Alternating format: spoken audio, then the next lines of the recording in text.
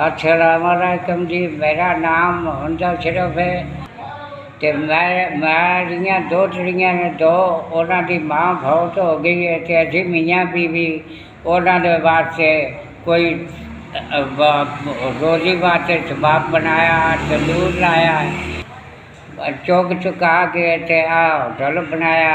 अगों किसी बंदे नेकी की तो उस मैंने भांडे लैके दिते ने, राशन पानी लिया के तो उन्होंने वास्ते कोई रोटी टुकर होटल तंदूर से मैं ला लिया चुग चुका के। तो अगों मेरे वास्ते को हूँ कोई सबब नहीं, ये राशन पानी को नहीं मेरे को, जरा मैं रेन पका के बंदियां दे के अपनी रोजी बन।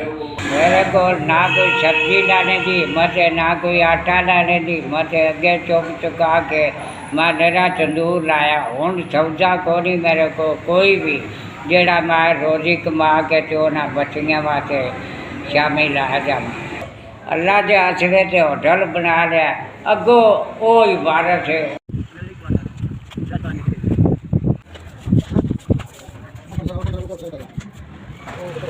मेरा बड़ी मेहरबानी थोड़ी, मेरा निका निका बाल बच्चा है, तुसा मेरी इमदाद की। अल्लाह पाक तुहानू खुश रखे। तुसा 10,000 का समान लैके दिता, अल्लाह पाक तुहानू कामयाब करे। 5,000 का तुसा मैन लैके दिता, 5,000 का जरा वधेरा लैके दिता जे वो ही मैं सारा तकसीम करा ना गरीब गुरबे से। अल्लाह पाक तुहानू खुश रखे।